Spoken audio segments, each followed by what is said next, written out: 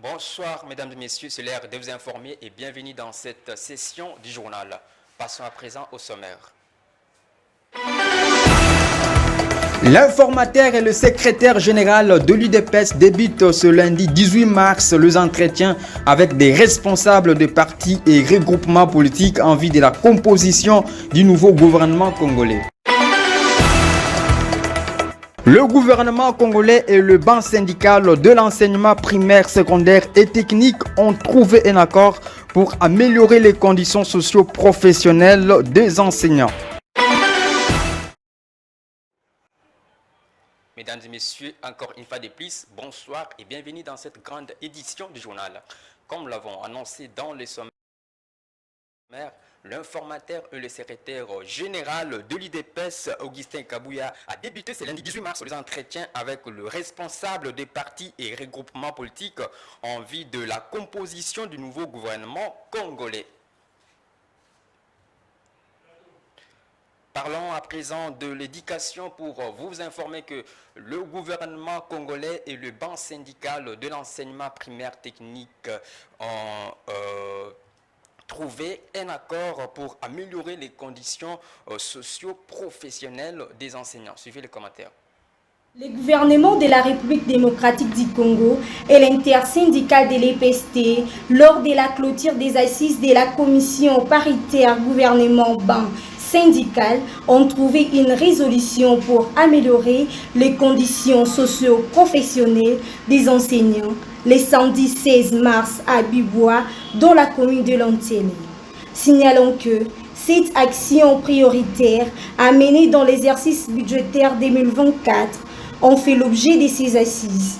Il s'agit de l'augmentation salariale, la mécanisation et les réajustements de la prime des gratuités des enseignants du primaire du secteur public, le paiement des grades transposés, le paiement des enseignants non payés, du secondaire et des bureaux gestionnaires, la mise à la retraite des enseignants, la mécanisation de la prime d'encadrement et la paye au profit des agents et cadres des services centraux de l'EPST. Ensuite, le paiement de la prime pour fonction spéciale en faveur des inspecteurs et celle spécifique pour les agents d'appoint de l'inspection générale.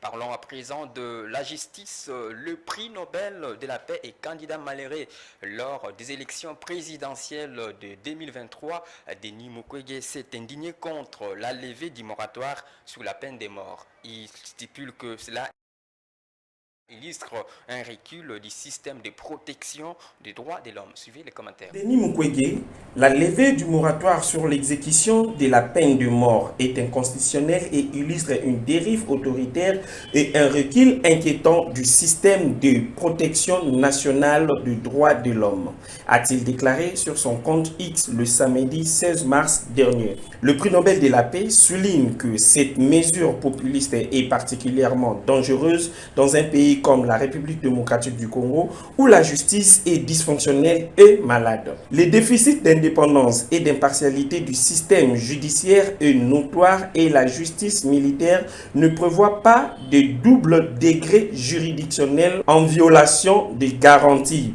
procédurales inhérentes à un procès équitable, a-t-il renchéri. Pour lui, de nombreuses études ont démontré les caractères non dissuasifs de la peine de mort. Il recommande l'abolition pure et simple de la peine de mort et une réforme profonde des secteurs de la sécurité et de la justice pour, dit-il, consolider un état de droit protecteur et de liberté fondamentale.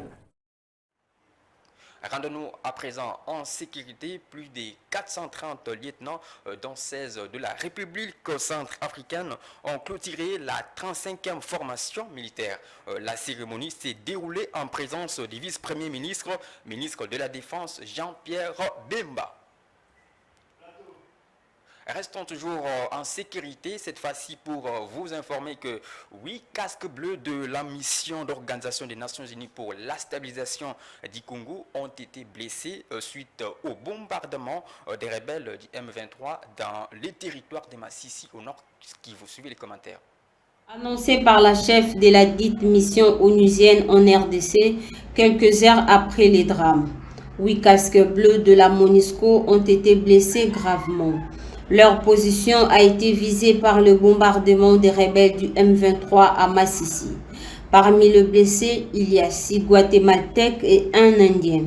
Mais ils ont été dépêchés aux soins où ils sont suivis, a fait savoir Bintou Keïta, la représentante spéciale du secrétaire général des Nations Unies en RDC. D'après la société civile des Saké, des affrontements ont été signalés près de la cité des Saké en groupement Kamuronzo sur la colline des Vouvuno entre la coalition FARDC Ouazalendo et ses rebelles de M23 soutenus par l'armée rwandaise. Néanmoins, confirment toutes les sources précitées, la cité des Saké est sous contrôle de l'armée loyaliste.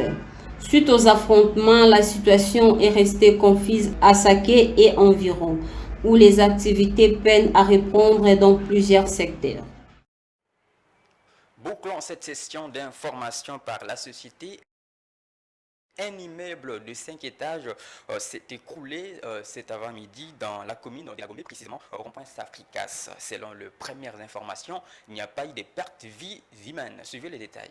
Un immeuble de 6 niveaux s'est affaissé ce lundi 18 mars 2024 dans la commune de la Gombe, précisément au rond-point Safricas. Le drame s'est passé aux environs des 10 heures. L'immeuble en pleine construction s'est écroulé suite à l'excavation d'après les premières analyses livrées par un urbaniste trouvé sur place.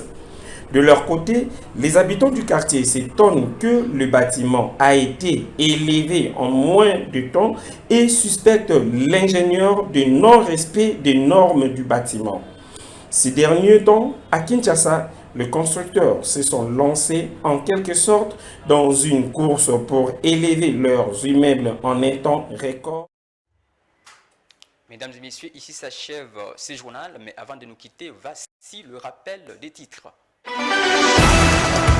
L'informateur et le secrétaire général de l'UDPS débutent ce lundi 18 mars les entretiens avec des responsables de partis et regroupements politiques en vue de la composition du nouveau gouvernement congolais. Le gouvernement congolais et le banc syndical de l'enseignement primaire, secondaire et technique ont trouvé un accord pour améliorer les conditions socio-professionnelles des enseignants.